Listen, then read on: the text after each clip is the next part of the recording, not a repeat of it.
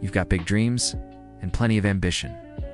You want success, and more than that, you want to live the life you've always pictured for yourself. But there's an issue. You don't take action. You know exactly what needs to be done, yet you keep putting it off, leading to feelings of guilt because deep down, you know you're capable of much more. That guilt accumulates day after day, week after week, until it slowly turns into acceptance. Then a new year comes around, bringing the same resolutions you had before. At first, you're energized, fueled by motivation and a sense of optimism. But soon enough, procrastination creeps in, like that one relative who always shows up uninvited. What starts as delay becomes a daily habit of avoidance. Before long, you begin to define yourself as someone who's lazy. So how do you escape this cycle and finally overcome procrastination? There's no shortage of advice online, but most of it focuses only on surface-level fixes. Things like deleting apps or cutting out distractions. While these strategies might help briefly, they don't solve the real problem. The true cause of procrastination can be summed up in a single word: inertia. In physics, inertia is the tendency for objects at rest to stay at rest, and objects in motion to stay in motion unless acted upon by an external force. This principle is known as Newton's first law of motion, and it applies to human behavior just as much as it applies to physical objects. Starting any task, no matter how small, requires an initial burst of energy to overcome inertia. That's where most people get stuck.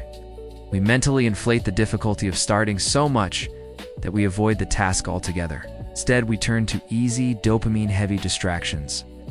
So, if you want to defeat procrastination, you need to interrupt inertia. There are two effective ways to do this. Method 1, reduce the stake. Getting started is the most difficult part, so make it as easy as possible. Lower the pressure and take the smallest possible step forward.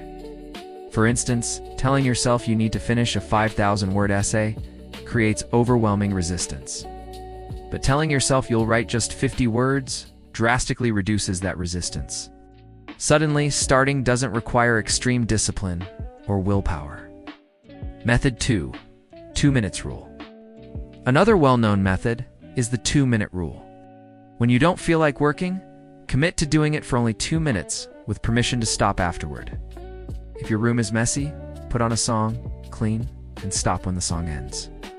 More often than not, you'll keep going past those 2 minutes or write more than you planned. That's because once something is in motion, it tends to stay in motion. Action creates momentum, and momentum makes continuing easier than stopping. At first, it feels like pushing a heavy object uphill.